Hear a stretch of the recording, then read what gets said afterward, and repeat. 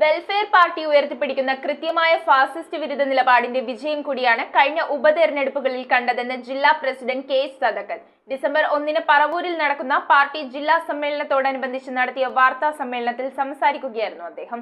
രാജ്യത്തെ വീണ്ടും കലാപഭൂമിയാക്കാനുള്ള സംഘപരിവാർ ശ്രമം അനുവദിക്കില്ലെന്നും എതിർകക്ഷികളെ കേൾക്കണമെന്ന സാമാന്യ നിയമം പോലും പാലിക്കാത്ത കോടതി വിധികൾ സംഘപരിവാർ ഭരണത്തിന് കീഴിൽ ഉണ്ടാവുന്നത് യാദൃച്ഛികമല്ലെന്നും കെ സദക്കത്ത് പറഞ്ഞു.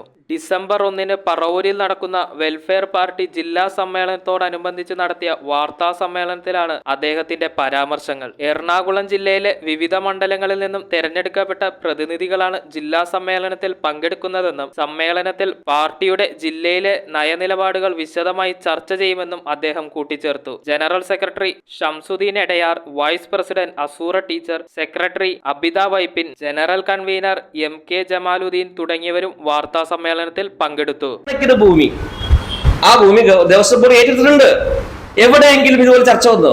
ഏതെങ്കിലും ഹൈന്ദവന്റെ വീട്ടിലേക്ക് പോയിട്ട് നീയാണ് മറുപടി വേണ്ടത് പറഞ്ഞോ? BJP-ക്കാരോട് ചോദിച്ചോ? RS-കാരോട് ചോദിച്ചോ? ഇല്ല, ചോദിച്ചിട്ടില്ല. ഇപ്പൊ തന്നെ ഇപ്പൊ തീവ്ര ഹൈന്ദവ സംഘടനയാണ് പൂനമാവിലെ ഏതൊരു കുറച്ച് ഭൂമി, അത് ക്രൈസ്തവരുടെ കൈവശിരിക്കുന്ന ഭൂമി, അത് ദേവസ്വം ബോർഡിന്റെ ആണെന്നുള്ള അവകാശവാദം വെച്ചിട്ട് പത്രങ്ങൾ വായിക്കുന്നില്ലേ? ആരെങ്കിലും പ്രതികരിച്ചോ? ഏതെങ്കിലും ക്രിസ്ത്യൻ സംഘടനയോട് ചോദിച്ചിട്ടുണ്ടോ? കേരള കോൺഗ്രസ് മാനോട് ചോദിച്ചോ? ജേക്കബിനോട് ചോദിച്ചോ? ജോസഫിനോട് ചോദിച്ചോ? ഇല്ല. മുസ്ലിം നാമധാരത്തിലുള്ള പാർട്ടിയോട് ഇത്തരം ചോദ്യങ്ങൾ ചോദിക്കാന്നുള്ളത് ഒരു ഫാഷനായി മാറിയിരിക്കുകയാണ്.